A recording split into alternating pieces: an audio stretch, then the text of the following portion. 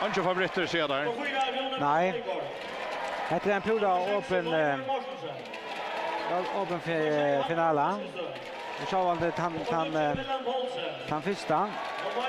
Och här är det ju om att sända signalen om att vi är klara till nästa distans. Ja. Och här är kanske hellre mera avskårar nu än till den fjärde finalen som är mellan Kentel och VF, alltså kvinnofinalen. Som enda är hellre ovant vi Kentel vann, nu 16 efter touch och i Hálsi. Det märks så till att VF ska vinna tvärfärger för blåa förra mästare. Men jag hade att det är alla för mera matcher avskårar som är till hesa finalerna än till kvinnofinalen. Och faktiskt alla här avskårarna för vården av fyra finalerna tar mot sig ut. Att de har tantisten och så är det en nutch avskårar kommer in till häntandisten. Och jag vet inte om det som möjligt har varit så jag både snart får rynta för båda men jag hade här mer Louisboy och nu är det Heino och Fjärs och Neistin. Och Heiberskjengare är ju känt för att det var väl att stimpra sina manning. Och här här var så hemma bort lejardagen för i andra finalen här.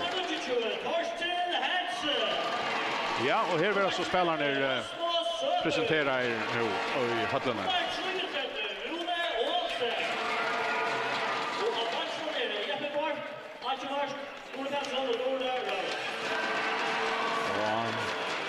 Kallan i reisene så på som tvei. En Luides inte Kjert Lee. Och en av fjärs manglar Hilmar Leon Jakobsen som är en av de bästa spelarna.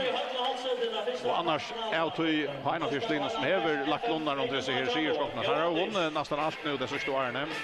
Så är det goda spelare för en bortre out. Det här är i Lestre nyrre. Och det är sådana som Helge Høydal och misspelaren så de har själva Jonas Joros ja. Så är det nästan är det med Anna Thais Rasmussen som är skapt i resten nu. Men det är också som bänder att vi skulle vänta på en jaunandist. Ja, och hvis man inte rätt dyst någon som där spalt i landskapen så har det spalt fyra dyster och två är ända jaune. Och Neistin och Einar har vunnit för så in. Ja, det är ganska 12 som tävlar, ja. Ja, och Neistin tappade 25-32 och så spaltade upp i Høyvik vann Neistin vi Einar målet. Det blev det 3-24 till Neistin. Så det är två öliga only. Och vi profilen Neistin över Mamman och Niklas som är en profil. Och så har det Rasmus Høyby som är en vinstrand skyttertja nästan och öliga viktig vägback med Neistin. Så har det en unga goda lägare Torsil Hense och Zacharias Neistin. Ja, Högne. Och Einar förträver goda mamman Ari Dam och Jens Skibagöde och så är Peter Krok och Mark Mescher som eisen är profiler. Så fyrträdena är det till en öliga spännande. Ja, så för att vara första början till ha en av fjärs som ska köra botten upp på en av fjärs i Svarston och Neistin och i Blavon. Och jag hade vi kunnat se att här kokar utom vattlen. Ja, det är god stämning. Och Neistin har efter gången sig tidigt sett i högre mägen med norra fyren. Och har en av fjärs så bäger sådana hälfterna och den stora längdsöjena, nej inte längdsöjena, attaröjena här, attanfyra malen, på norra malen. Här är resten fitta vaskarna, här är ganska så blandat, det är ganska så öljande går en av fjärs här.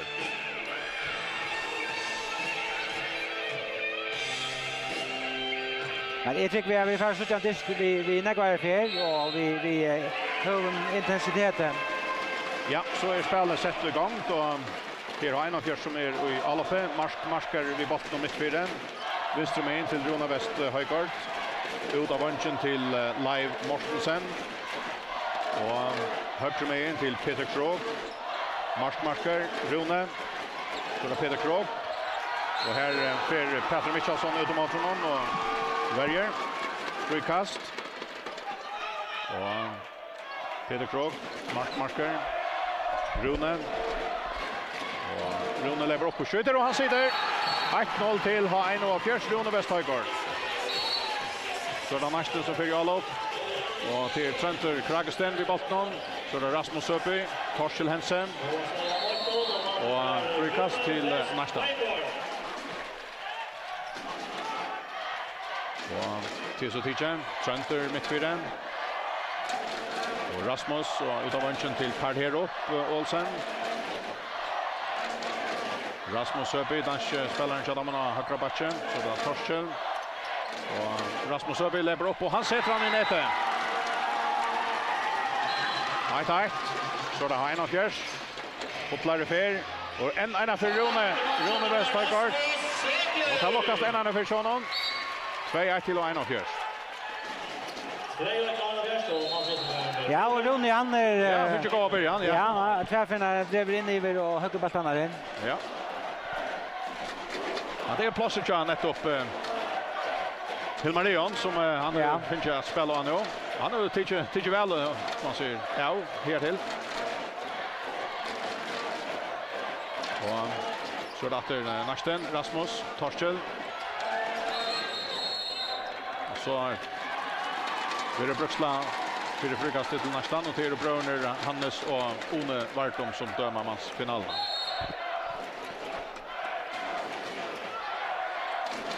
Botten kör Rasmus Søby i mittfyren. Så där Trenter Kragesten. Rasmus Søby. Botten stöcker i så här blockaderna, paraderna, attra hinna halvorna. Rasmus Søby. Trenter Kragesten och ger den till Torskjell Hensen och man kommer checka någon langa till. Och här blir det brottskast till Neistin.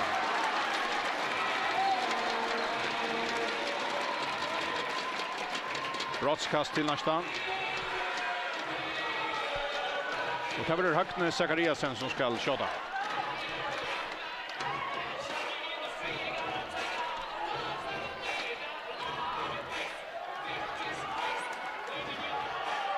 Och här kommer det. Han sätter fram nätet till 2-2. Och har en av fjärde sig så sett Nutchan Ja, han Hofgård. Malman till Hofgård, ja. Ja. Och vi där ska alltid tröja måste och vi där har inte förra mål så ja. Distrin är öppnar offensivt och vi hör för. Ja, är det centramonia mot lag kvinnor Distrin var Öland baserat på varje spel så jag det här mera spräck alla spel. Ja. Och det är ett crossspel som är där lite krossa upp. Det är att Rune är så innan strigna och till Sigmundur Nolsödadal, Anna Radamon som skorar. 7-2 till H1-4. Sigmundur Dahl, ja. Så där Torskjell Hensen, han skjuter men om han fyrer men tar det frikast till Neistin.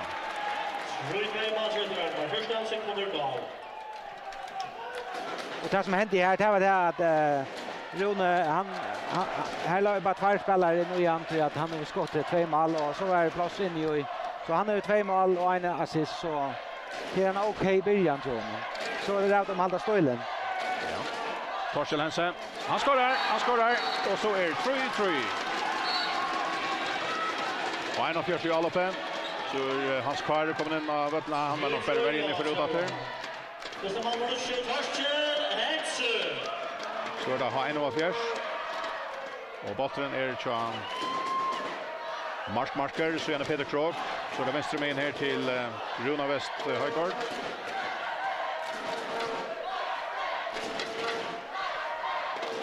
Marskmarker, så kommer Liver Mortensen, så är det Peter Krog. Marsk, så är det Rune, utav vänchen till Live. Och han räcker stönsen av botten, stöcker i spel efter Antor Siversen färran. Och så är det Peter Krog. Och en av fjärde svararbeider och alloppe, Rune till Live. Marsk. Så är det Peter. Och så jag långt nu blir Heina för att börja på spelet nu kommer Sigmundur Nolsø in. Och så skorar Peter Krok. Hesa för vi högra armen. Så då nästa natter Rasmus Söby, Torsten Hansen, renner på till Jackson. Och vi Hilton att över frikast till nästa. Spalter är 5 minuter. Här är 4-3 till H71 mot nästa. Ja, och Stittrum med mål igen kunde för. ja, och mamma kan nästan över inte tid några alltså. Han ångar bjärgingar. Ja, ångar bjärgingar. Nej. Så där Rasmus Söby ett underskott som över rätt av en lång sändning framåt till live match sen H71 så han skorar 5-3 till H71. Så för nästa material upp. Rasmus till Trent Kragsden. Så det Torsten. Skifta plats. Så där Rasmus. Karl här upp på vänstern. Rasmus efter innan mina till Torsten Hansen. Vänster med in till Trent Kragsden. Runt efter. Så där Rasmus ut av vänstern till Höckna. Släpper inte ordentligt alla ben akkurat. Så där Torsten mitt för den. Och Trent Kragsden, Torsten och gör högt med in till Rasmus Söby, Peter Michelsson, Rasmus. Så där Trent åter till Rasmus lever upp. Fintar skott om man kommer Jack över Hilton och gör det. Frikast till nästan. Det ser ju uppspelningen nästan här ligger ölen av Rasmus Söby. Ja. Han röner och han får nytt frikast.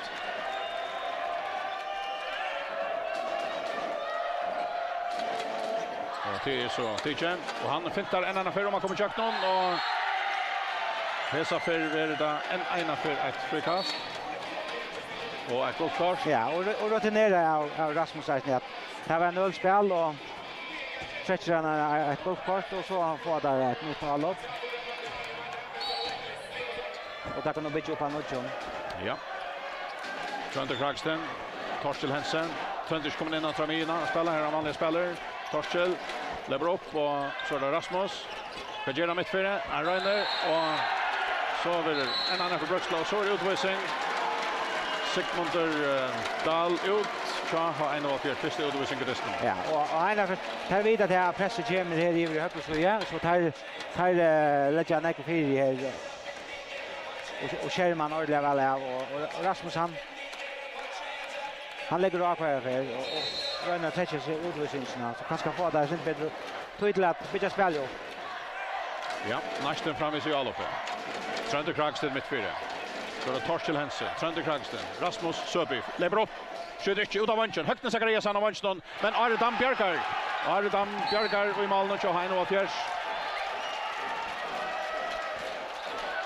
Annars en god målmöjlighet till nästan någon god frispelning ut av vänstern till Högna. Han lägger in här, men Are Bjarkar igen. 6,5 minuter i fjärden i förra halvlek. Har 1-4-8-5-3 mot nästan. Har vi skinkar i all uppe. Marsker vid botten mitt fyra. Så är det Rune Højgaard. Och Peter Krok. Mark. Leiver Mortensen. Så är det Peter Krok. Danka till. Och här bjargar så Nicholas Nashville. Och så är det ett kast från Trent Kragsden i ett tömt mål. Heina Fjärs, men han rakte inte målen. Det såg ju nu. Ja, han åtte Tröndra kunna sätta den botten ut. Ja, och han löste sig att ta en alving att och komma tatt här på målen en detta länka. Helt att vi hinner. Ja. Ja. Under vanliga omständigheter vi ska få det steg här och kasta så är ja. Det är det att du över. Nästan kvar jag för. Lite sekunder gör det. Det. Så har en av Fjärs att du alla för. Rune. Så är det Mark. Nej, så är det Peter Krog. Han skjuter efter, man får inte mål, men det var frikast. Så är bara en knapper halver minuter efter av utvisningen på en av Fjärs. Peter Krog. Lever upp, lanka till och botten sidor. Ett dunderskott i nätet. 6-3. Så då Neistin, Rasmus.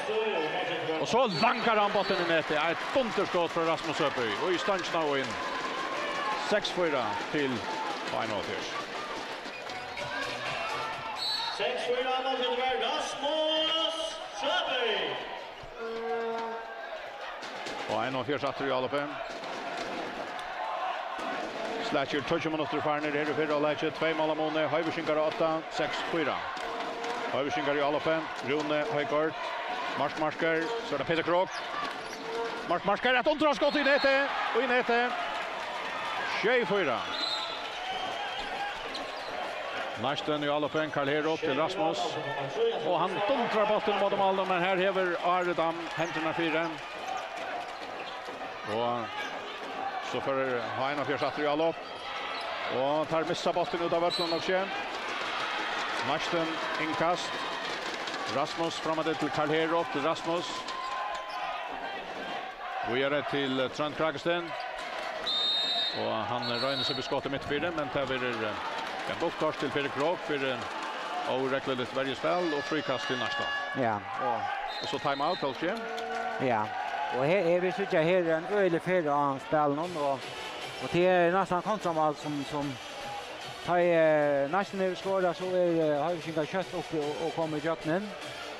Och Neistin röjner söka kontrafastna bena ved. Så här är högt tempo. Ja. Och vi där finns några få in mål. Så nästan är det Rasmus Söby som är Neistin.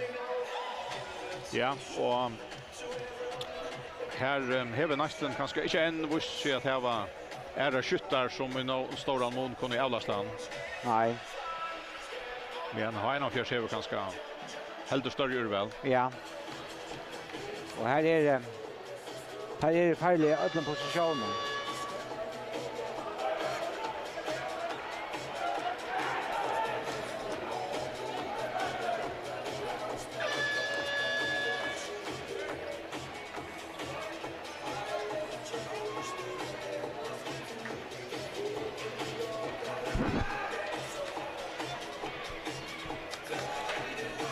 Ja, så är klart att Tackan spelar upp att det tog minuter på när det är 6-4 till Heina Fjärs. Och Neistin häver frikast. Neistin är skift mannen. Ja, in är kommen Mitchell Hansen. Ja. För Nicholas Saxwell. Som inte fick fätter av. Nej, inte det Nekvar. Nekvarna skott någon här. Som säger Höjvisingar har rumla fröjt att det kommer till chanser men Ari har inte en pur upplagt han. Ja, så är spelet börjatter. Trent Kragsten mittfyrden till Rasmus Söby. Och han får in efter missar bollen men han spelar så fick han ordentligt skomp här. Spelar fram Karl Herop. Och kommer från vänstern och ska upp och skjuta. Han spelar hårt in ju i midtvägen. Ja, jag har ju sin kontakt. Det. Ta Rasmus kommer in i så färran en ordland. En hälsan. Ja. Det är en par slävis när spelen till jag får att här i varje. Ja. Heiner känner nästan kanske kan melda sig i större mån inne och till Rasmus som där ligger näst av honom alltid.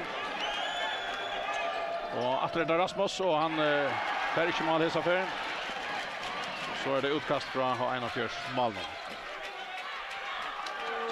Vi ser ju att jag har ju synkat att han skiftar näck ut. Bäj mittenväg och alla på han skiftar två vägar lägger ut. Trutchar. Och får jag trutchar alla lägger in. Ja. Då är det marsch till Peter Krok. Åter till Peter Krok. Marsch mittfältet så är det Rune Højgaard. Marsch och hade kunde bli ordentligt flott av dem men här är brukslaren. Bossen vill dömter till Neistin.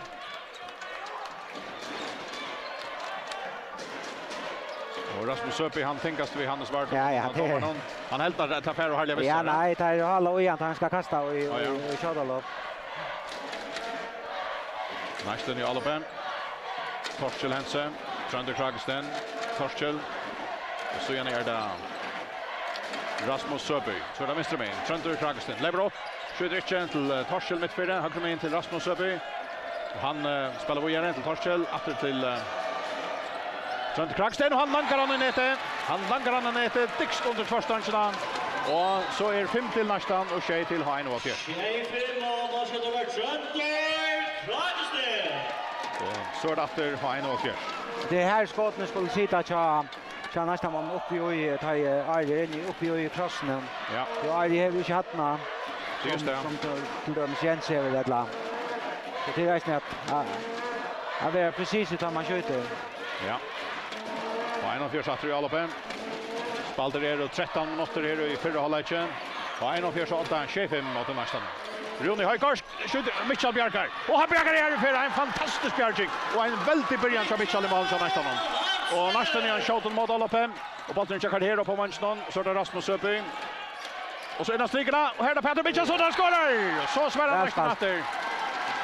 Här skjuter vi effekten av att en målmare kommer in och ordentligt briljerar. Ja. Så det är Rune Højgaard och så är det Marsk. Han själver Peter Krok, han sätter han upp i krochen här uppe i krochen. Ja. Han nu är han missar med han vanliga över högt med men ja Mitchell tvär superbjärsingar Jani och det kan vara att nästan nu brukar det nära få några gå bjärsingar resten. Ja. Jag chat om han för kontra så håller där press i vad som man kallar airbilsne och trusta nästa vägen så att han släpper upp. Så det högt ner av Vanston. Och Arne Bjarkaman har väl fått till rocknivå så till utvisning till Anders Siversen halt igen. Ja. Och brottskast till Neistin. Att det är det om och det är att han hoppar in och han lyckas nästa igen och om man söker där ett lat white. Ja. Men det är Rasmus Söpy som distribuerar bollarna där. Han är inspel och han är diagonalspelare. Bollarna. Det var Högnes Zachariasen som själv ska ränna sig vid brottskasten. Han brände ju Jan, ja. Så. Nej, han fick ja. Han fick mål och han får rätt mål. Så var det. Nej, han var läser av Vanston så fick han mål igen. Detta var ett gott brottkast och det var att Fyrra FM Neistin. Så här där. Ja. Var där Minka och Monen från Simon -2 nere -1. Ja. Och Distrin lever efter. Ja. Mera spännande nu. Menn Moner bara 1 mål av Moner. Nu i kött för halvlekar är halvleken. Halv minuter efter till 15 minuter. Och 8 tjej till H71. Nu är ett tänkt mål. Här spelar vi. Ja, där har vi tyckt målman ut för det var fotbollmannen i all upp någon. Peter Krok han tråkar och nekvar och räckligen. Och här var det dömt tråk och frikast till Neistin. Krok tråkar. Ja. Och vi såg ju Eisne att Neistin hejar en fina variant i uthalsspelen. Vi får det sådär. Om tar finner på nacka här. Rasmus, Torskjell och Tröntur. Torskjellatter. Och Rasmus. Tröntur Kragesten lever upp. Atlan till Rune Olsen av strykene. Och han ströjer stann öjla kamp. Men tar halt under räcklig lian. Och tar över inte brottskast men frukast. Frukast i färden. Tröntur Kragesten och botten. Startar mitt 4 vinnon. Spelar högre med till Rasmus Söpy. Tröntur efter. Så genom vänster med. Och så för domaren ut. Och i halten till Sonny Larsen, vänjaren kör. Och en av fjärsen fär goda kortet från Hannes Vartom. Och vad är det här för den? Nej, det är 4 bråkar sig till att han vill ha en öl och blev att arabat här. Ja.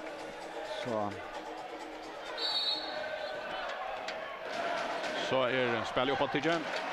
Tröntur Kragesten mitt 4. Rasmus Söpy lever upp. Vi är det Torskjell Hansen. Han sätter han i nätet. Och så har vi Janleik. 8-8. Och Spalter är då släcker 16 minuter och i förra halvleken. Och här är 15 sekunder efter till Høyvikinger vera fullmanna är. Och Høyvikinger här spelar vi omgångmalmanne dessa löterna. Nu för han utvist Antor Siversen kommer in efter om några få sekunder. Så men det är att här har tycker man ut nu och så blir det timeout. Ja. Ja. Det är några Høyvikinger som kan ut nu. Ja, Neistin kommer att tro att det. Ja, och det var kanske en Mitchell som tog 2 ja, det gör så. Skott och slä här och så tror jag mål i hondbólti en last på 2 mål eller Lloyd Lashley och shot att är det natt. Ja. Ja, så är det strömfjord öppen efter. Och han är för vara kanske mest är i sig för öppna att det finns 2 utrustningar och så där går alltid över rytmerna och i spelen. Det är eller helt där öppna i öliga väl och vi så skottberg från Runa och från Peter Krok. Ja. Rune ju körde han sloppen fram efter. Nej.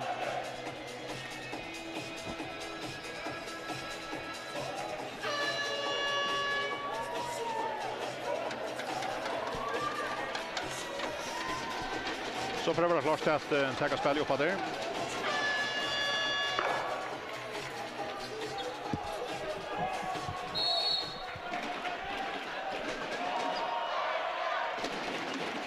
Høybeskinger i alle pen.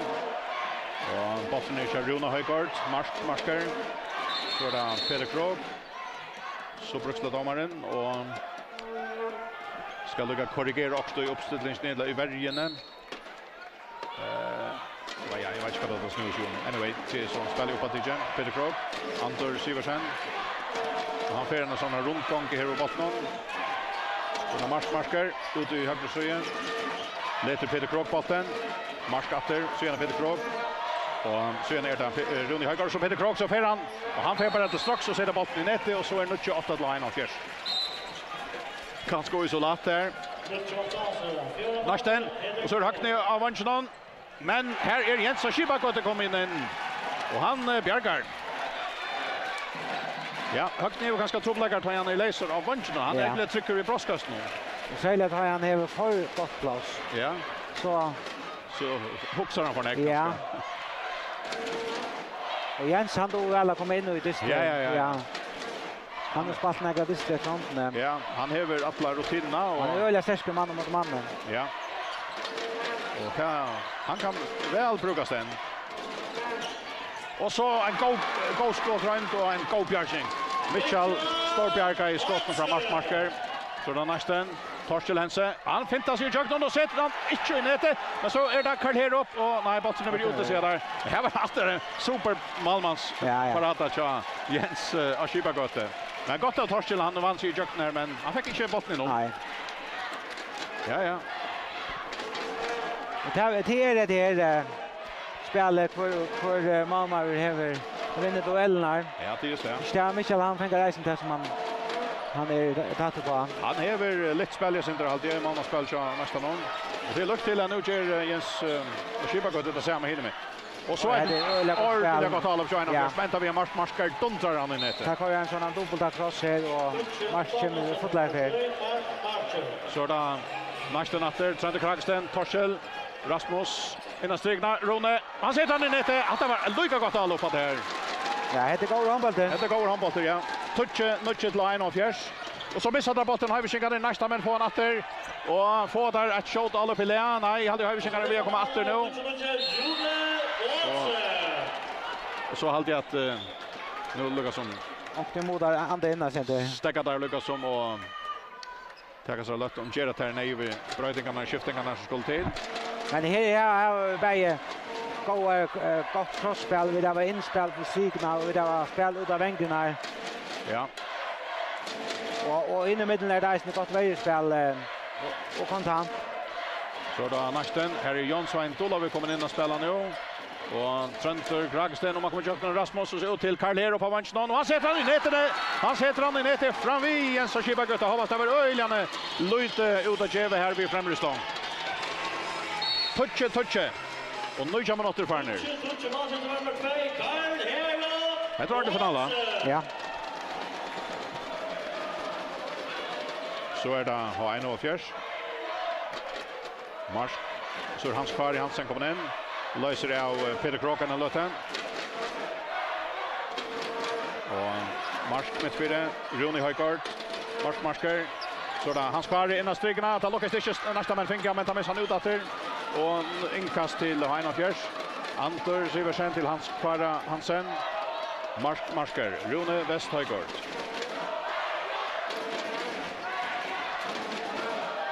Hans Kari.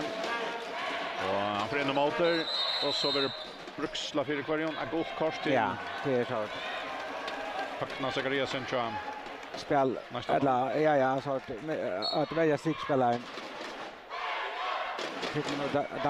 Sigmund Olsson som är ringre att han är öliga stark. Ja. Final fjärs i Allope. Rune Marsk. Vi är Hans Kari, han kommer kökna Weiston. Han räcker stancherna. Så får nästa med fötter bollen Rasmus. Tvådran så till Peter Michelsson. Och han vill helt den. Och så är frikast. Niklas Hansson. Ja, men man får ju se. Ja, en av vägen och ta bröta näck och Høybeskinger. Ja. Här brukar Adlan bunchen. Neistin har inte skift lite nägre ut som höjvingar. 21 minutter final för halvlek. Det ständer Jon touch. Neistin i alpe. Rasmus Søby. Så är det ner Dolavik. Och Rasmus lever upp. Han lankar till. Han var inne. Jag vet inte hur han ändrar i botten där. Han brast i tvåståndsna och nyer och bättre halt jag Jens och Kjepar gott och så la han innanför det. Så är Neistin 8. Och Heino Fjärs i alla PS. Ser kommer inspelningar striken av en fantastisk bjärging. Men det är kallt dömt hela målvettet och det är här är Ivetracka också. Neistin material uppe. Högt ner vansnan. Så skiftar där fast. Ja, det här är nöjt till att bruka alla resurserna där till att. Ja, det är ganska hett tempo är så. Ja, det haltar där still. Här är Ölanek för att spela nu. Ja, och det här var Ölanek. Gott handbollsspel. Ja. Och här är plats Berg 17 och in striken till att hvis det tar in så kommer skotten. Ja, så där Trønder Kragsten, Jon Svein Dolavik med 4. Och man kommer jakt någon och han vill helt och tar frikast. Frikast till Neistin. Och det är färre. Botten är Rasmus Søby. Och kan göra det bra upp, skjuter inte. Jon Svein Dolavik, och man kommer jakt någon. Han kommer jakt någon, sätter han net i mål i Virkänd. Och så är Neistin 8 vid 2 mål. 12 touch. Ja, en löjen, inte löjen, men en annan läs. Ja, passa här vid. Ja. Distren teachern avsvänt. Ja, till att Heino för öppna i öliga väl och kom 3 mål fram om och så fick det några utvisningar och Neistin kommer in med distnatter och nu är det Neistin som är om man och vi avgångande allspelen. Så är det Rune Højgaard som spelar bit för i marskar flott över av vänstra back. Han spar i högra backen. Så kommer Leivor här av vänstern. Rune Leivor. Så är det hans kvar. Rune och så blir det Bruksla och gott kort till Rune Olsen alltid från nästa någon. Och Rasmus Syvian Lebisch framåt. Frikast till Heino Fjärs, det är färre. Hans kvar i Hansen. Rune Højgaard, marskar. Leivor Mortensen. Kommer igen i EU-gånger. Så häver han bort i mittfyra för innemåter. Så är det kvar, hans kvar. Rune, marskar innemåter. Efter Rune vidare till hans kvar. Rune är denna för mittfyra. Fintar och man missar bollen. Nästa men på, men domaren dömer bollen efter till Heino Fjärs. Och Neistin har finns ju bättre emot kviga spelen och höjsynkom. Tar jag den samma varianten nästan alla trinnan. Vi har vanken i Richen och han ska i Hansen Joanna Fjärs och tar tackan. Peter Mitchellson kommer ut om honom, stäcker honom väl och vilja. Men gott kors ganska för det så harskt väldigt spel. Ja. Det är färre till Macron där. Nytt tror jag med det kast. Ja, Heino Fjärs framvis i alloppe. Rune Højgaard. Marskar. Högre med till hans kvar Hansen. Rune åter. Och Reiner spelar och så färran boll. Öle till Villar spelar med så i strikan här. Här är Sigmundur Dahl och han ser fram i nätet till Etlevet Heino Fjärs 12 nästa material uppe. Rasmus. Så där Torsten Hense mitt före. Han och så vill skottet Björk i mål. Har vi skickar på fätra bollen. Och Ferry Allop. Peter Krog. Marskar och man läser han sätter han i nätet och så är Jan Lägeratter. Så är Jan Lägeratter 12. Här är Fyrra. Ja. Och en fejl över straffa över prompten. Ja. Spalter är ute vid 25 minuter. Jan Läger 12-12. Luika Jan och Dester som vinner finalen. Så det var väl tvär rimmar handbollsfinaler ikväll till här till.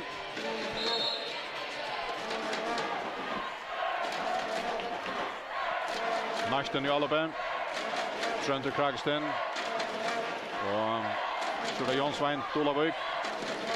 Rasmus Søby. Trønder mittfyra till Jon Svein. Rasmus mittfyra innan strikerna. Han loftar inte, men botten blir dömter till Neistin. Till Rune Olsen och strikerna blir avräckvaver. Trønder. Rasmus och Trønder att dra fram sina mittlen. Så är det Jon Svein. Så skiftar där en central position. Jonsvein Dolavik. Rasmus Söpi. Trønder Kragsten, atter til Rasmus, lever opp, skjøter ikke, og så ut av vannsjen, ja. Så skal Høgner regnes for 3-4. Og til lukka i så Loksens Jonon, det måtte være atter Malmaren som fikk han, men han ser at. Så atter, så 13-12 til næsta. Ja, det er nesten en kjallmål. Ja. Det ser ut som at Jens og Kjepa går til Hei Bjarka. Han er Bjarka alltid, men svekna så stakk han fra honom og i neten. Men här ligger reisen i Rasmus och tredje spelaren till så och så spelar där runt i vänster så igen. Han är absolut en liga spelare som nästan ja. Marker lever upp, skjuter inte. Här kommer Peter Krok. Och här fick Michelaman. Läser ner och han fick foton för den. Neistin i alla Peter. Rasmus Söpi. Torskjell Hensen. Och efter Rasmus och så skiftar där. Peter ut, Trønder in. Och Torskjell ut och Jonsvein in. Ja, det är det som i hovarna gärna. Ja, där kan man se. Och så är det bra där. Så tackar där bra där för öron, ja. Ja, bara halta och det var Peter Krok och Trønder Kragsten. Då man gärna kan så se där igen nu skickar det till konvent och ettla. Hade glömning sig domaren att ha share hemma. Men tar flända bara kurbanan och spelar upp att teachen. Går 30 minuter efter av förra halvleken. Här är 13-12 till Neistin och Neistin och i alloppen. Trønder Kragsten, Jonsvein Dolavik, Rasmus Søby, Rune Olsen, Rasmus Trønder, Atter Rasmus innemåter, fintar, och man kommer tjockt någon vid Hilton. Och domaren säger frikast. Ja, det var ett ordentligt bråk att täcka just nu, men ett lowligt ett. Neistin Atter. Och så för Trønder Kragsten tjockt någon, och vad säger domaren? 5 minuter, han pushar en liten. Ja, men det är här ivre, det är Rasmus som lägger press här. Tar emot Jeva, halva en annan man till Rasmus här och i vägen. Och så är det, så kunde spela tomt. Så förningen om det skulle färdas inte långt nian och i Rasmus och släckan långt här uppe så han inte släpper lägga det tunga press. Brottskast till Neistin, Høgner Zachariasen för 3-4. Jens kommer längst ut. Och han sätter han tryckte nätet. Och nu är 14-12 till Neistin. Och här är halva 3 minuter efter av förra halvleken. Så är det Heinan fjärsatter i alloppen. Leivor till Marsk. Och så är det Rune.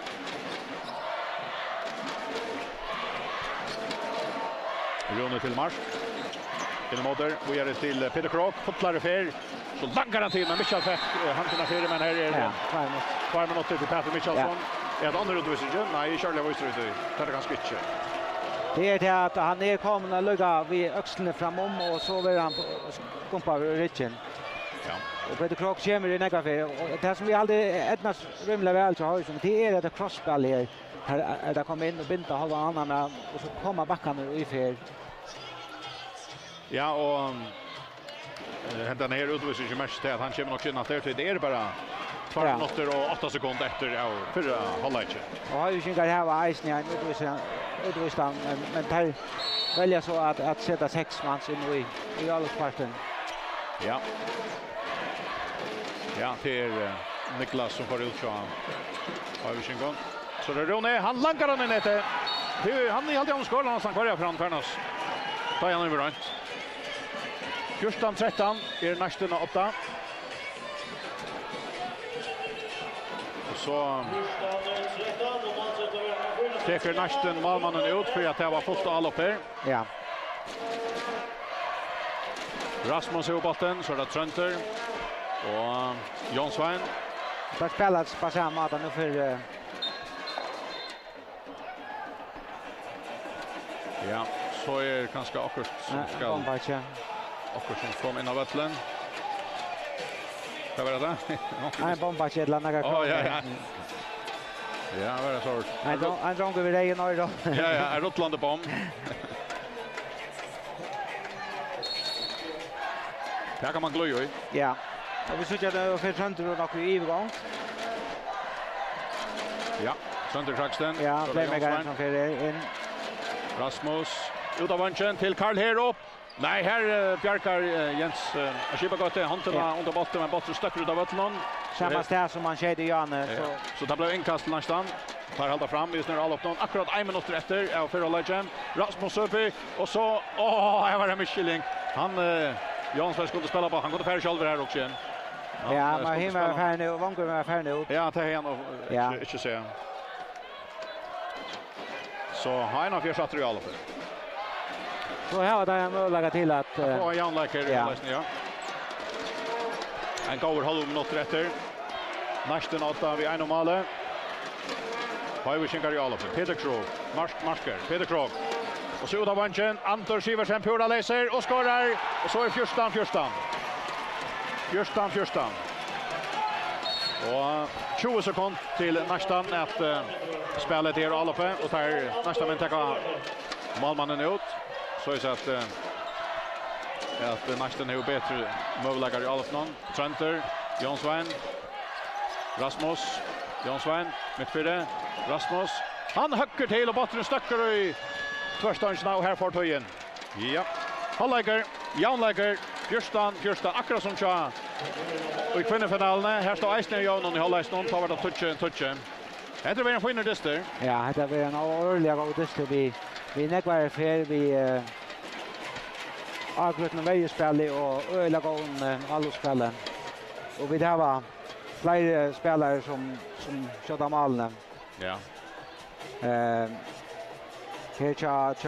Neistin har Karl Hero finns 1 mål och Peter 1 mål. Högni finns 4, Trönter 1. Jonsson Dolavik 1, Torskjelle finns 2 och Rasmus Höjby finns 4 och Roni Olsen 1. Och så är på ena första Marsker finns 3 och Roni Wester finns 3. Leiver finns det 1 och Sigmund 1 och Sigmund Dahl 1 och Nolse 1, Sigmund Nolse 1 och Antor finns 1 och Peter Krog finns 4. Ja, här är toppfört att ta det här mittlen. Ja, det är inte bara en spelare, det är mål från striken från vänken från mine och från ödlan positionen. Ja. Och här var det en av fjärdsfäckarna går över igen. Ja, och så fick det några utvisningar så kom Neistin in i disnatter utan skifte målmannen Mitchell kom in och tog några skott. Och Höjskinkar skifte så målmannen ut och så kom Jens in och han tog några skott efter och så blev det så läs. Ja. Och så fick Höjskinkar lucka ner av Jaunlak läntan. Ja. Kvart kan man säga är det två imske stöjler och han bollar vid av sig kanske här från Hessenbollen och Fyrra Legend. Jag kanske det att Höjskinkar skiftar inte mer och skiftar mer mellan varje och all upp en Neistin ger men det är lugga som det är Rasmus Höjby, det är Peter Krog och det är Marsk som är det här som svingar taktstationen. Ja. Men det är inte nytt spel att ta du har så går skjuter så öppnar det isen för inspel till stryke. Och kommer det inte fram i Peter eller kommer det inte fram i Rasmus så möjligt för skott så att det kommer där fram så är möjligt för inspel till stryke. Så det här är en allvarlig godist ja. För att helt vänta distan här ta sån skjut som nästan går lätt. Malmar kom in här och han näkrar gå Björgingar och jag vet inte alltså. Ja, så fick Neistin och väntan och så är han ute över Öland jämt alltså. Ja, det var lugga här ta först börjar Roni Öland väl fick 5 mål och en inspel och så börjar Peter Krog stanna bollarna in och så fick det dem upp för och ta skifte målman Neistin. Ja, vi kliver kom till 17,5. Här är pura jämnt, sist är det pura fast. 2 sedan Jon Lea stod till och går underhållande handboll. Touch och medlen alltså Neistin och Hein och Kers. Vi var rätt med lite.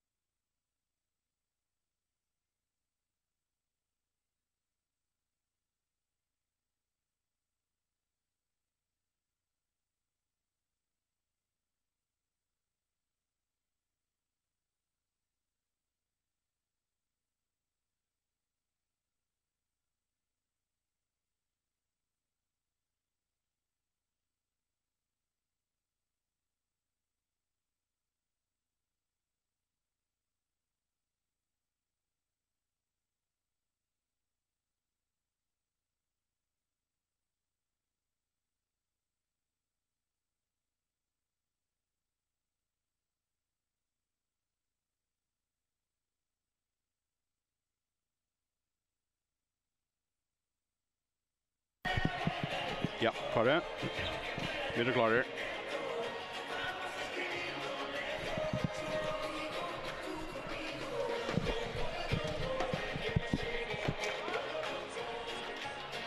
Ja, tack för det. Här klart att Fyrra igång dator i sättna halvlek. Stora spänningar här i Hölni Hálsi i Havn. Där ständer Jönon 14-14 och i den första finaludeston i manshåndbolti mellan Neistin och H71. Och nu är sättna halvlek börjar och det är Neistin som är i allopen. Torskjell Hense har bollen mitt för dem.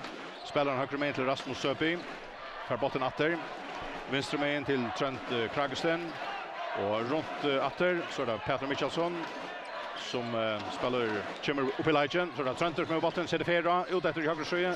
Rasmus Torskjell Hense lever upp, släpper inte skjuta och så var det Bruksland och bollen blir dömd till Neistin frikast. Peter till Trent. Rasmus. Så där Torskjell Hense. Mina till Trent Vattnamar. Nej, Trent Vattnamar säger. Ja. Hade varit Trent Kragesten. För ja, så där har en fjärs. Bollen är ju jag tar gång kött för nu hade jag att Hattor Biskopstöd kommer in och så är det Anton Siversen och han loppar bollen väl och kom Mitchell och i nätet till första mål här och i sättna halvlek 15-14 till H71. Ja. Så där Neistin. Rasmus Trenter. Så är det Torskjell. Rasmus mittfyren. Och Trent Kragesten har Reikare center, Imson Plosson, Torskjell Hense för bollen och han sätter honom i nätet. Vi har gått längst skottet. Så är 15-15. Så bara har vi skickat köttet. Rune Højgaard. Så där Peter Krog fotlare för Hattor Biskopstöd. En strigna nästa men om man får fälla bollen. Bollen är dömd till H71. Ja, men det vi fotlar sko efter hur sätt knowledge så på.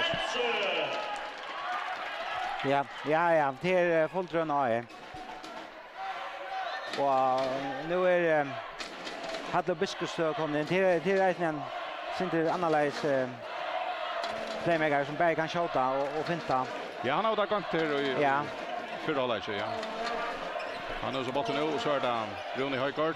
Så där Peter Krog han skjuter och bollen lyckas med avrätt över i paraten och så Neistin och snöter Mitchell i mål och för nätet till 16-15 till H71. Ja, och det är crossspelare som ligger väl till där och det är att höjsynken. Att ta för in och binda och så kommer en backer och fotlar för. Ja. Neistin att alla fem. Och Trenter Kragesten mittfyren till Torskjell Hense. Trenter åter höger med till Rasmus Söpi.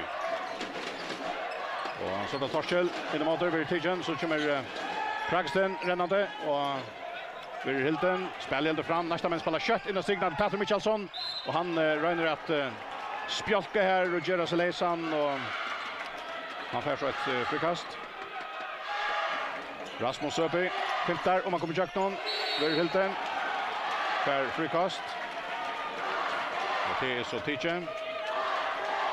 Och Rasmus till Torskjell till Trent Kragesten. Torskjell Hense lever upp. Skjuter inte. Och att romsa till Rasmus. Han rommar ett bra utjaktning här och han får en centare här och det är till nytt frikast. Och så också att domarna varskar kan man nästan kött för att komma igenom skotten. Rasmus Söpi i rom. Torskjell Hense. Och så vill det botten dömd från dem. Kanske skulle Rasmus skott i här till här var inte 2 efter av snir alla som nästan. Så då har vi skinkar. Och så skjuter Peter Krog och Mitchell Bjarkar och botten blir dömd till H71. Så kommer det kast. Ja, och en av kommer det inte bättre ut här första 4 minuterna. Charlie Weir parten där ordliga. Och där rönnar tagga brotten på så nästa all någon. Ja. Hattor Biskopstöd. Peter Krog, Hattler åter, så är Rune Højgaard. Hattler. Och Rune. Hattler åter, lever upp, skjuter inte. Och så Peter Krog kan högre han i nätet. 16-15 till H71. Ja, och tar få trust nästa värna helt in nästan innan 6 meter och Peter Krog kommer där, tar bombar han till. Neistin spelar åter. Trønder Kragesen skorar. 16-16. Och så efter Peter Krog. Han måste låta han gänga så läs han. Han är luftsatteslejer tar han släpper. Tre mål John and halvlagen. Han duntrar till Berg vi baven honton. Och Michael skott nu sänk nu och nu ska Nicholas Catchwell Satchwell. Yes. Han släpper rena sig. Han kan nästan spela väl. Ja. Kom så ordentligt alla i förra halvlek men kanske det kommer nu. Ja, och 16 till 1 av fjärs. Neistin i Alope. Spalder är 5 minuter i sättna halvlek. Rasmus Søby lever upp, han skjuter och här är Jens och Skibbergötan. Stauron Stöjle, Björgar, helt upp i hottene. Jag ger öle kött av nästan men. Ja. Ganska synd. Det är nästan identiskt början som i förra halvlek. Ja. Höjviskinkar i Alope, Rune Højgaard och Hattler Biskopstø. Peter Krog. Rune Højgaard innan mina till Hatt Biskopstø. Hattler med in till Peter Krog. Och så är det Hattler efter mittfälten. Ut i vänstersöjen till Rune Højgaard sätter affären upp. Så är det efter Peter Krog med hela affären längt om han för målet. Och så för Neistin och i alla batter. Rasmus Søby. Till Torsil Hensen, till Rasmus, till Karl Herop. Och så Rasmus han duntrar bollen av stångarna och ut. Han är ganska... Ja, och han spalt i allan förra halvlek att han. Ja. Och ofta är det att han spalt allan förra halvlek och kommer ut i halvleken så blir man sin större i vägen och ska lycka finna melodin efter. Ja, han Neistin ska lyckas som fota sig efter här och i sättna halvleken. Men det ger öle kött av i alla fall nu. Ja. Hattler Biskopstø. Så det Peter Krog och här är Lukas Nicholas Satchwell at Björga. Så det Neistin efter. Torsil Hensen, Rasmus Søby. Och så spelar han i vrån till Trent Kragesen. Efter Rasmus. Och här så försöker han ett väldigt skott. Han duntrar han dickst under tvärstångarna. Sejan till Neistin. Och han är till H1 av fjärs. 6 minuter för när det sätter noll. Höjviskinkar i Alope.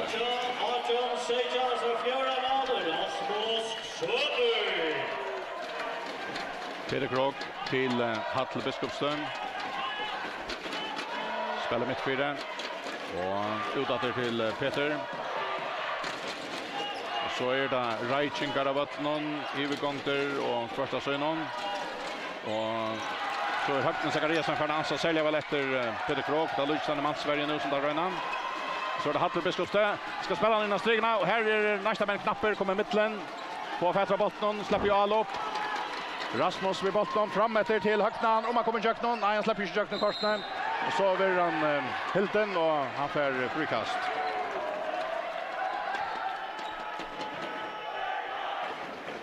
Ja. Så, ja. Ja, då har han åkt efter Peter Krog och säger nu och för ja, jag ska nog gå för. Alope sätter igång efter. Och till Marskar som kanske vill nog snägga ute nu i sättnalagen. Neistin i Alope, Trønder Kragesen in mot väl innan strigna till Peter Michelsson. Han är pura fröjer han räcker smalle. Hatta i Schaltan så ja. Ja, han är ju placerad. Ja. Men tar väldigt väl. Neistin där lyckas som fer vi struja sig in till disten. Men tar inte väl några skarper i Alope här till. Här var Brentgård chanser av rackstänkarna och som nu så fick det rätt. Det är en ordentlig spaltar som du samman. Ja.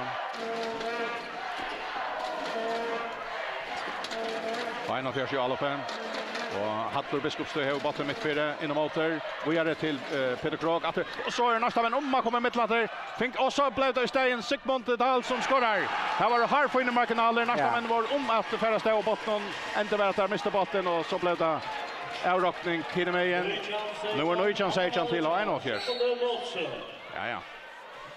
Sigmund Nolsen. Och Nolsen, ja. Ja, det är bara Sigmund och det är nummer 14 och nummer 15. Så. Ja. Så vi kommer bara se att Dahl Nolsen. Ja, absolut. Så är det vid Agala. Och bara strikspelare. Ja. Nå, så är det nästa natter. Torsil Hensen, Rasmus Søby. Och så är det Karl Hero Bolsen, Sander Kraxten in mot där. Och han man kom alla in Jackson och så häver han marker visser om man iver sig in i brostein där kommer dontrande i Jackson. Men han färdig smärna ett frikast. Fast nästan i Jackson nu alla flytta trönt ut av högra back och så kör han vi fotlar för man mot man så släpper han bollen vidare. Ja. Eller kör han själv. Neistin i alla fall, Trent mitt fyra. Skjuter i nätet! Och snöjter Jens Skibagöte som är och lockt till där punkt där och rackar sig upp. Så är Achan Nöjchan. Balter är 20 minuter i sätten håller inte. Och han är viktig i spelet att han fär just något mål Tröntor. Ja. Har vi skinkar åt vi en mål. Och är ju i alla fall marskar kommer in efter. Hattler Biskopstad, Peter Krog. Hattler. Seda Fyrra, fär inte mål. Men brottskast i domaren. Det var där vart innanför det ett lag. Ja, han hällde honom akkurat i. Ja. Och Peter Krog ska ta brottskast. Mother Nicholas Sashwell.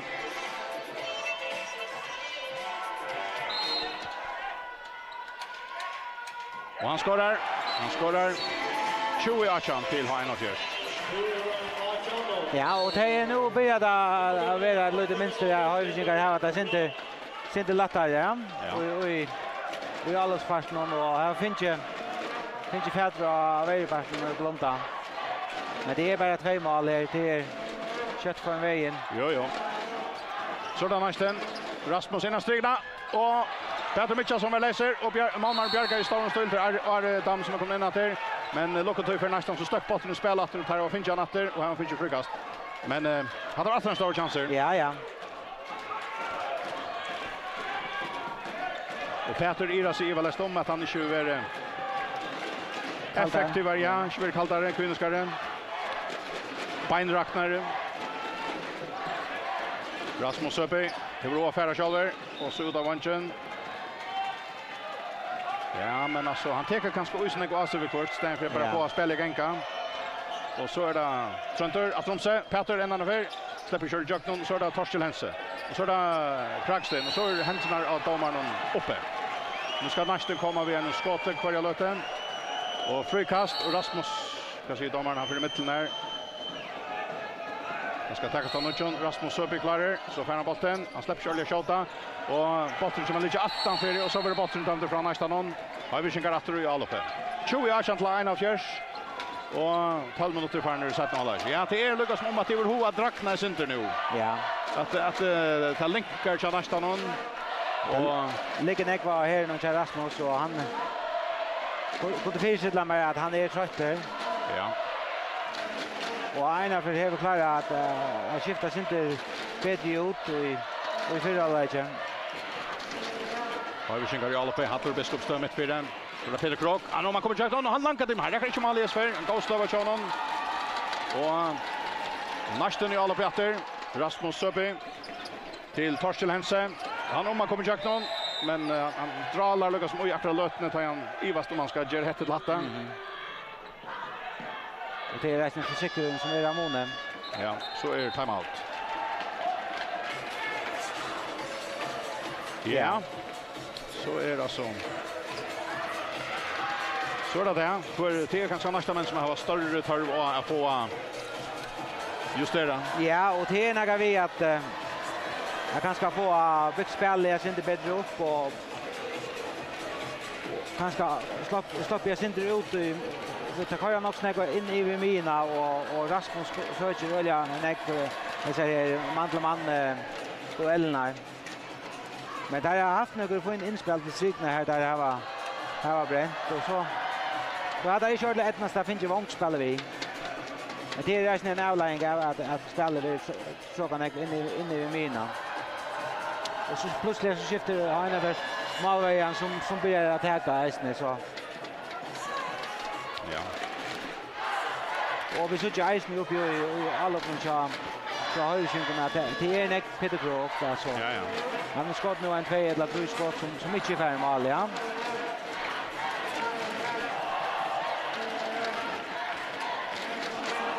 Ja, så är klart att ta spel upp där. Och Neistin hus och botten. Rasmus Søby, Trønder Kragsten. Karl Hero Bolsen.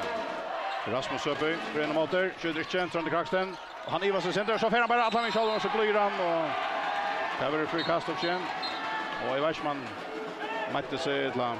Ja, han ligger nog så lågt och så tröstar han bara ner och så är det ofta han får också lusten i ett för.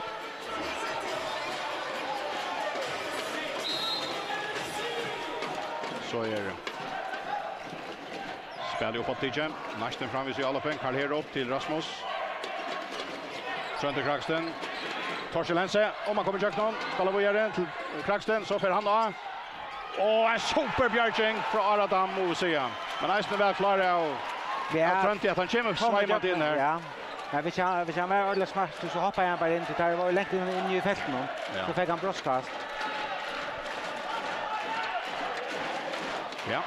Men det är det att hvis du skorar på chansen här så blir det då. Ja. Det är det som häver halta från nästan här och i sätten hålla igen. Här har han trubblagar och i jag vet inte om man kan säga att han trubblagar i alla spelen och han trubblagar på mål. Nu får han en chans att börja kötta framåt i vattnet och ha en av fjärs nära komma efter och i varje stöven. Så det är kontraspel och är speciellt bäst. Ganska vart stan rätt och skulle föra botten fram här. Nej. Och nästa prövar kanske lösa upp nu vid affären 6 mot 6 och ja. Vet inte klara få att det är målet. Det är inte mycket mål. Tackar målman nu. Rasmus hackar han i nätet. Och Rasmus vet att Aradam är en god målman, men han är själv över. Nej. Och det tror jag kanske hittar Ryan i att langa botten upp till ståndet första. Och det gör det nästa. Så då har vi kanske spela kött och väl. Marsk och Peter Krog. Ja, och nu är det vi färdig ner så fastnat han Menn blå tröttreisnen. Ja, vi kommer halva laj i sätten hålla igen. Ett kvarter färre och ett kvarter efter och här är ett mål av måne. Ha 1-4-8, 20-19. Och har vi skängar i Alapen. Hattler Biskopstø till Marsker som är i vänster med. Lever upp i vrom, Peter Krog. Lankar han i nätet. 21-19 till ha 1-4. Så där nästa natter Rasmus. Trønder Kragsten. Rune Olsen av Vansnon. Så där Torshäll Hense. Så där Rasmus. Torshäll. Rasmus mittfyrre. Och så skiftar där plats. Trønder kommer in av mina spelaren. Rasmus för ut av batchen och här för så Leiver Mortensen för sin ut mot honom. Skärmar han av. Trønder Kragsten. Rasmus Søby och så attlar han in av strigna. Här är näck för en boje. Och det är till att botten blir dömd till Neistin. Frikast. Och botten är till Torshäll Hense. Så där Trønder Kragsten. Och han renner av. Hela renner emot. Renner efter för fätra botten. Lever upp. Sätter han dickst upp i hatten. Gott skott från Trønder Kragsten. Så är det bara ett måne. 21-20. Och 1-4 fram i såtta. Och här är det alla på Peter Krog och fotlar för Sveiman fram i blöjer och detter men för inte annat än frikast också. Ja. Och han är onökt vid det. Hellre han vill forter men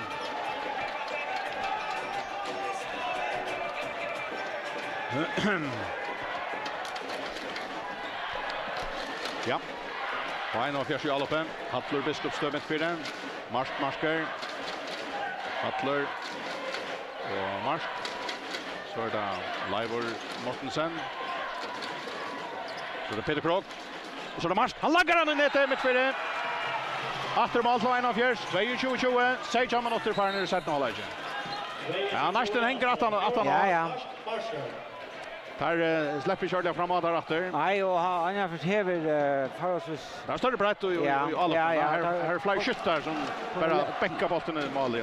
Lägga trust och så hade han vunnit ett litet glapp och ja. Det är som man Neistin med arbete här för sina mål. Och är det inte Peter så är det Marsk eller annan. Ja. Släppa där ner så gånger kanoner bara. Trønder Kragsten mittan. Så där Torshäll Hense för inåter. Åter till Trønd. Så ligger Leiver ute och Lucas Maurek var Søby. Och det är avbjörngar som nästan i alla spelen om han släpper i parst. Så där Kragsten i vast och så renner in en strikna tar om han missar bollen. Och där har han missat bollen. Och 1-4 släpper åter och i allo. Ja, och vi såg så gosse tutningar Michael. Rasmus är i spelen bara att ta förra och ta kan bort då. Ja, så kommer det Sindra sån febrilskon så är rollerna oklara, ja, men vi hade han själv inne i förra läget att han ja, Dolavik. Ja. Han är svårt att nå läge. Och så nästan nej, tar får spätra bollen. Fina för henne miste han, men det var knappare på natten. Spel öle kött nu och marskar långa till hesa för om för. Hesa för om för och nästa men ser där här var haft handen av. Och Rasmus Söby är ekvili åter. Ja, men jag alltid att där har var gränsen. Tar mamma inte sina så. Ja. Så är det nog. Tar man inte efter. Ja.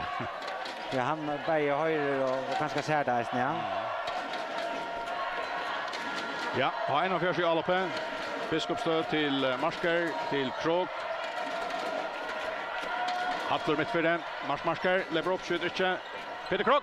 Han får en neten. Han skjuter bara hånd. Ja.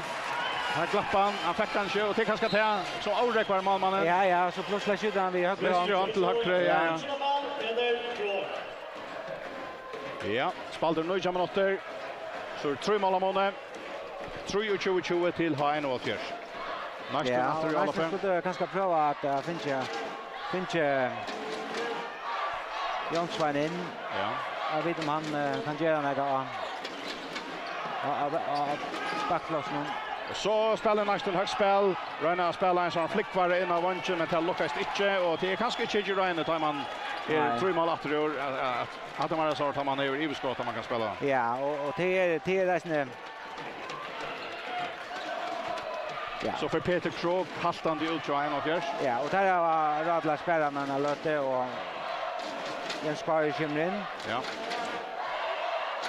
Ja, 1-4 i alloppen. Han skar vid bollen. Omskyldan. 20 minuter farner, 20 minuter efter. 3 mål av måne. Helt det för först för 3 mål av måne. Har vi skinkar i alloppen en särlig krinkla ut av vänchen här från Marsker. Och så där Hattler Biskopstad. Han skar ut av vänchen till Antor. Skari efter. Hattler. Att Romse. Marsker. Höcka till. Saksvel. För händerna fyra. Bjarkar.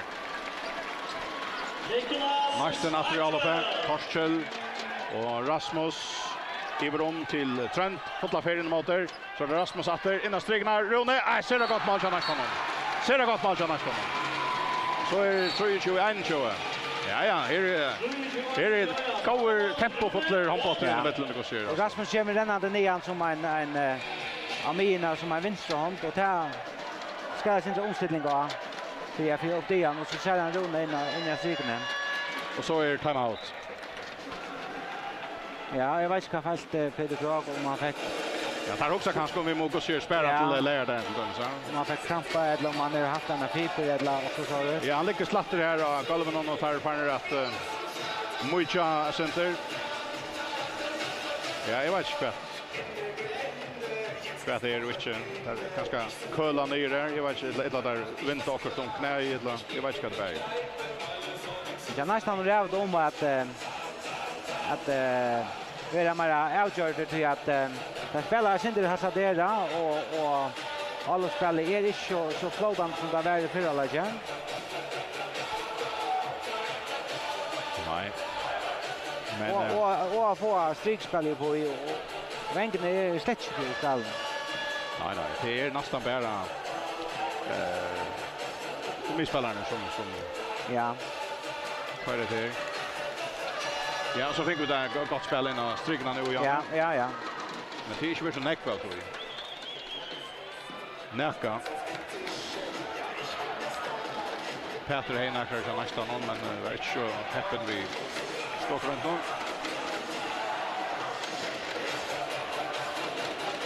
Ja, så tycker han har fått efter Krog, men det var inte sånt där lätt att göra kvar någon innan som är.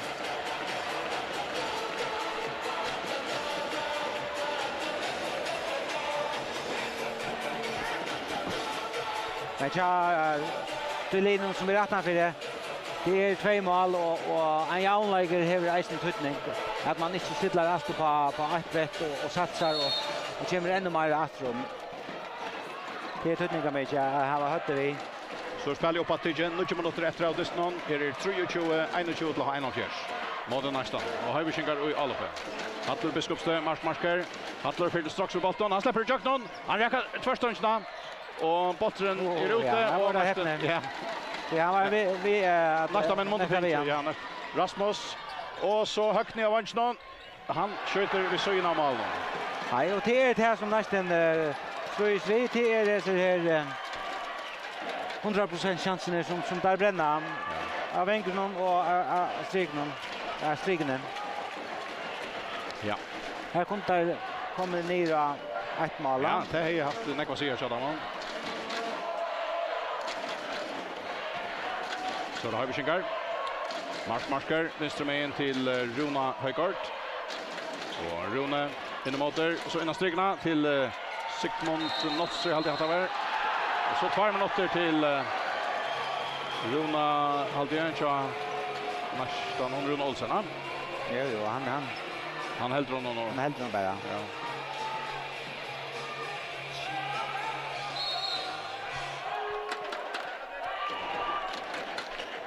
Spelar upp att tigen. Marsk till Runa Højgaard. Och så hans karren. Innan min att till Runa. Reker sätter för Fyrra ut av vanchen.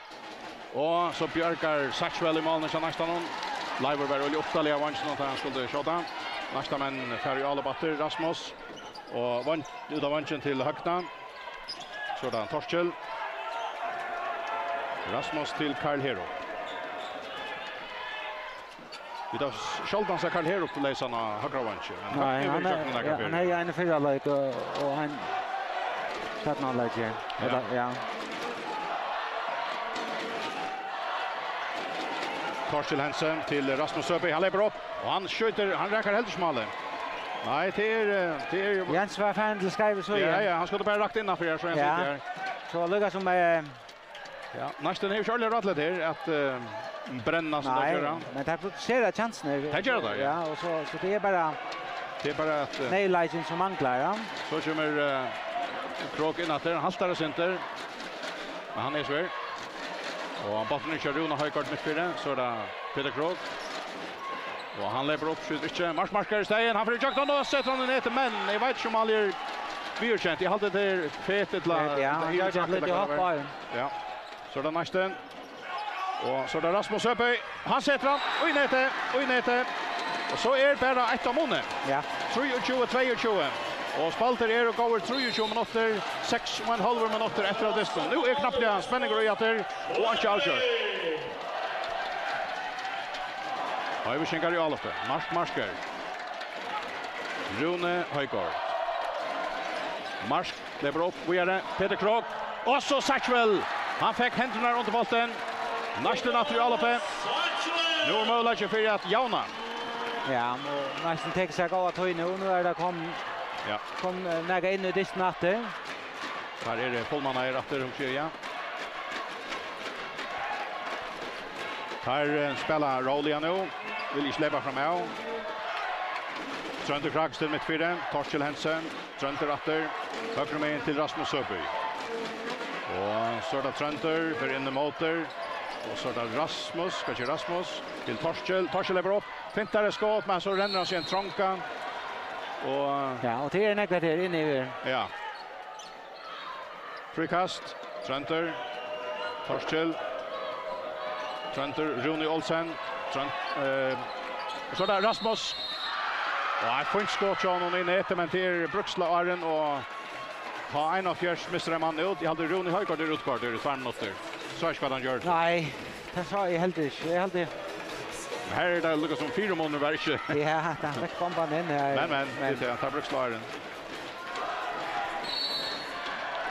Så vet jag om Neistin vill leva vid att få mål. Ja, det är kvart bättre att få mål eller vara i Majerlot i 2 minuter. Det kan lukka på sutt ganska. Det var det inte. Ja, mål är mål.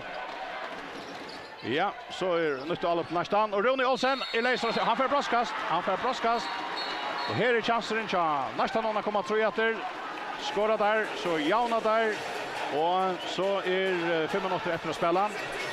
Och det är nog så stottligvis när Högnan Zachariasen. Han är väldigt allmäntliga kalter och kunskurt han fick broskastne. Ja. Men han har varit fram emot över Eja Söder han är pura laser och vanchen. Så är det här och Till hötten och där. Nej, jag också är här vi där var 35 och Ja, det var 35 ja. Och har vi sjunga manglar spel. Nej, jag ser att han har skorat en trojhaltig här till det. Ja. Men han har skott i gossier akta av vanchen. Han har bränt nöker. Ja. Så att men Sean det tackar mig till Neklatare så där broskastna till att hoppa in från vanchen. Han verkar kallt det han får ju plocka bötten och såna där så. Lan så John Dallikar att nu han loppar han in det. Ordentligt flott, ordentligt kast. Ordentligt elegant. Så Neistin Ajanen vi har en av här. 3-2. Knapper 5 minuter efter att spela. Så här har vi ändan här Gusaran till ändan Neistin. Det är Neistin ändan är lite detaljen här tar i mark blir dömt för fet. Ja. Här tar kunde bli plus. Det är små marginaler ja. Plus tror jag att det. Ja. Och Neistin kommer fram och skjuter mål men för en utvisning det träckta till Einafjärs. Så för markar Jackson och här lätcha sig om man och här är en trutcher som lätcha en trucka här. Och två blåer och en svarter. Han skulle inte Jackson. Det var där. Nej, det var helt stöd. Han skulle inte Jackson. Tar är ju i Minnelota men tog en arbete för Einafjärs. Det är en minut efter utvisningen. Har vi skinkar ju alla på. Ja, det finns vi så Peter Krok i vänstra backen där. Ja. Han vill massvart där. Har vi skinkar hans kar om man kommer Jackson men så stackar där honom. Domaren har händerna uppe. Nu ska skottet komma sedan 4 minuter efter att spela. Jan Läker 3-2. Har vi skinkar en i alla på och genom Minnelota stöve. Hans kar in till Sigmonassi och tar trutcher om att stäcka där. Han ska inte få skottet sedan. Men tar på en nytt frikast. Och framvis händerna upp till domaren. Och så är det marker. Han skjuter i nätet! Han bunkar bollen i nätet. Mittfältet. Han fintar ett hoppskott och träcker bollen under vägarna. Ja. Så är Fyrra line of yes. Neistin ju alla bättre. Och nu Fyrra Höjsingar över Folman är helt kött. Rasmus är uppe. Han bänkar han upp i hotnet. Atter Jan Läger. Ser det gott mål. 4-20. 30 minuter efter att spela. Och Höjsingar och i Aloppe. Folman är. Pura upp i här. Det är att Einafjärs sig här momentum så tar här väntan här. Serve 4 månader. Tar är ju Aloppe och Janstad. Ja, och hinner jaxa där. Ja. Marker. Och så är det Leivor Mortensen. Han får ut att revanschen. Marker. Han skar in mot där. Marskatter. Han rensar att skott i han för rätt i mål. Tar få skilt i honom. Nu har där mansvart Peter Krok. Tar mot förra också med hin Neistin nu. Nästa män att alla uppe. Rasmus till Trent Kragsten. Rasmus atter. Begeran i vast. Herjera. Och han vill fälter och vad säger domaren? Nej, han vill nog ha en utvisning i Loxor, men det är aldrig inte vi. Vi har bara gått 2 minuter efter. Här är 1 mål av måne. Höjviskinkar och 25-4-25. Nästa män i Aloppe.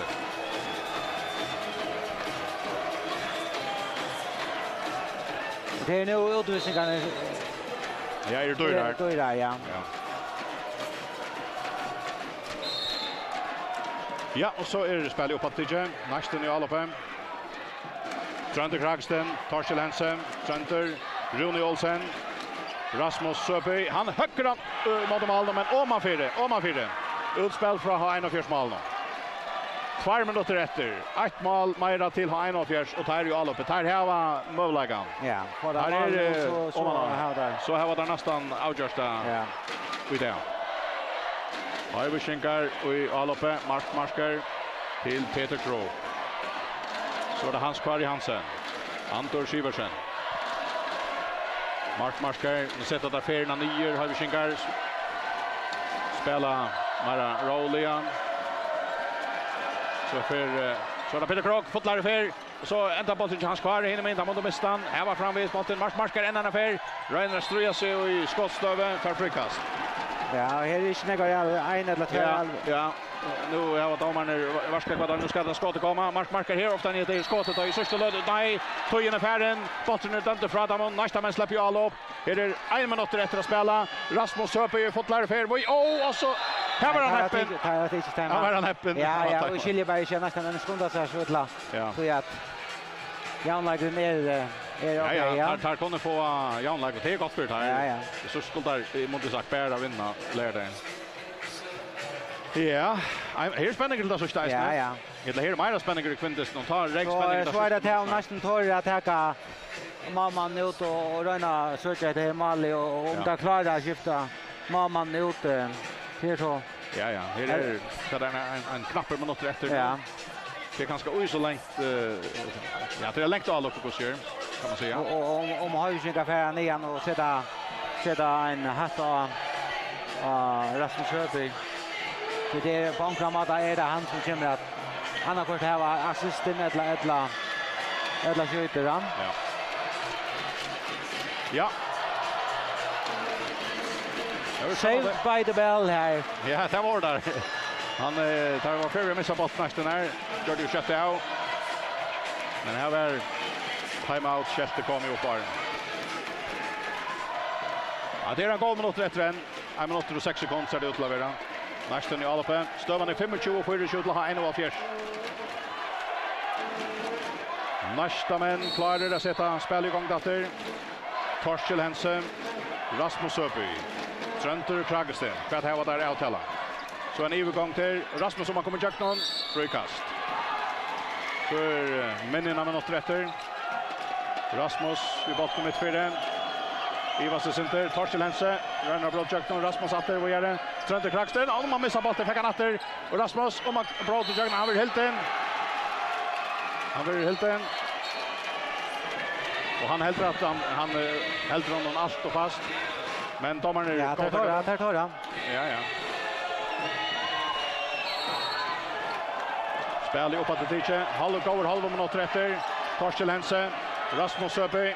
In till Rona av strekarna. Och han får brastkast där.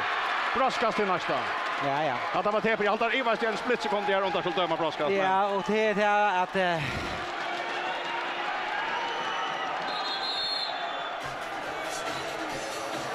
och nästa men Ivars för Rasmus ser vi högt när shot bara du har skott ytterligare till.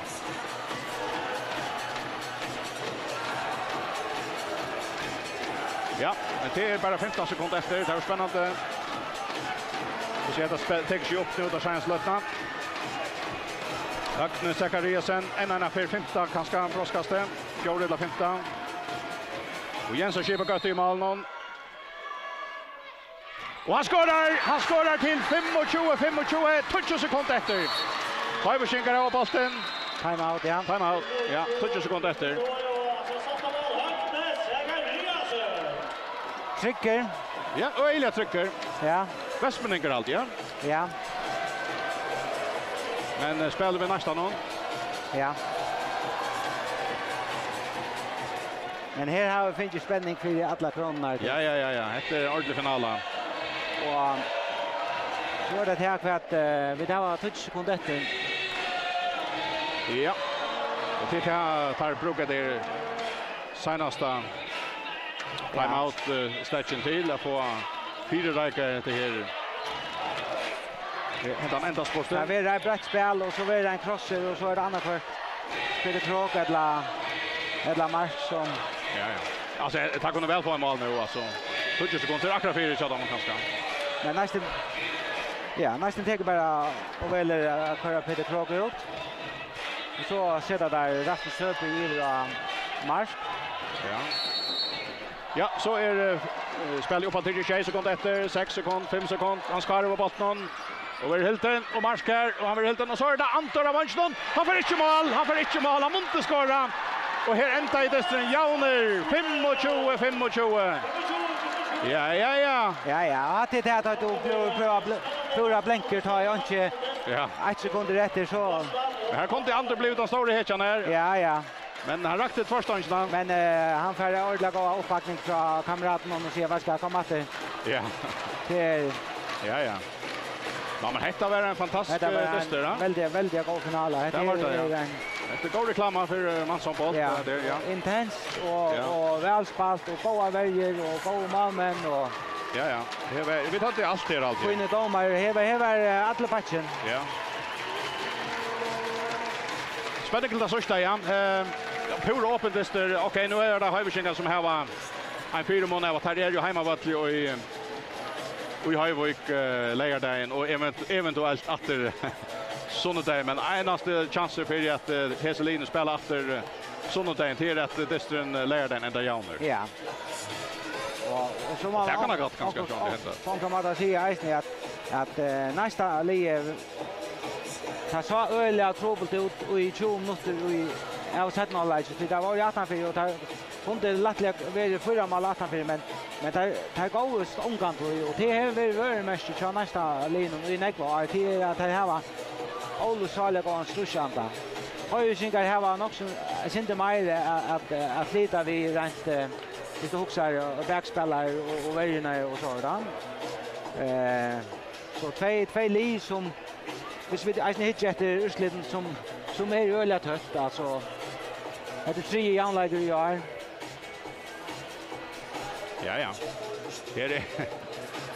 Så där ja, det är lagt upp till det helt stora finalerna lejardagen här uppe i Höjvik. Och vi ser Eisne tutningen nu att en mamma inte bjärgar en tror jag förra bästa så skiftar där ut. Och så kommer där in i disten. Här sätter sig inte bara ner och se hetta vad det här lever sig in och studera och läsa spelaren och så kommer där in och göra mål nästan. Varje år tar han kom in att och tar Niklas kom in mot vändan. Ja, och hur blev det nu vi så säga mål shootings nu så har det till då checka att det man säger. Ja, rätta notera. Ja, nästan var så Rasmus Sökby som fick 8 mål. Och Högne Zachariasen fick 6 mål. Här måste vara en 5 vid Broskast. Ja. Och Torsil Hensen fick 3, Trond Kraksten fick 4. Och så fick Jonsvein Dolavik och Peter Michelsson och Kyle Herop först mål och Ronny Olsen fick 2. Så Einar var det Peter Krok vid 2 mål. Mark fick 6 mål. Rune West fick 3. Sigmund Nolse fick 2 och Sigmund Antor fick 2 och så fick Sigmund Dahl och Leiv Morsen. Ja, det här fick först. Ja. Ja, jag är inte skriva bjärgingarna som avmånna med det. Det blev det stort till, men det här är Ali om jag ser. Tror jag för ja, här tar skiftet sen det vi såg Berg och Arra och Mitchell kom så och Lars de Satchwell och nästan någon och Ari och han själv Jens och Schibba gått i skiftet så att han så. Och Eisne att han löt han ta i Peter Krok för ut tar han för att ett land i benet. Ta kommer nästan Eisne in i distnat. Ja. Så här är sån little ting som gör det månen. Ja, ber till i över att spå om hur kan ha Myra Stranger like till en penalty så tror jag. Ja, alltså så tar man så säger att Höjvikingar har hemma så och tar play vara rymliga matcher och hemmavätliga. Ja, hemmavätliga så. Ja. Det är en hexachettel så. Ja. Och det är så kompakt och så det vill säga att distrin är pur öppen men Höjvikingar har hemmavätliga och han ska man inte undervärdera. Nej. Ja, men vi då finns här på vår första FM-finalen avkräddar här i kväll och är här i Stórhøllini och Hálsi och i Havn. Och förra kväll spelade kvinnorna Kintel och VOF. Och här var utslutet till att Kintel hemmalige vann 19-16 efter touch i Hálsistan. Och detta var baserat utslut som Angelina och experten hon har vatten. Tar som har uttalat sig här var överhuvud sagt att VOF är stor favoriter att vinna, men utslutet var så övrigt. Det var Kintel som vann 19-16. Så det var inte så lätt som att det här var outgjort läraren i Västmanland. Nej. Ska vi vinna så blir det första läge. Vi tror i finalen som är sånt där. Och så här kvällt nu en final dyster mellan mansfinalisterna Neistin och 41 och dyster ända alltså jauner 25-25 vi drama till det sista och det var resten ja det var resten första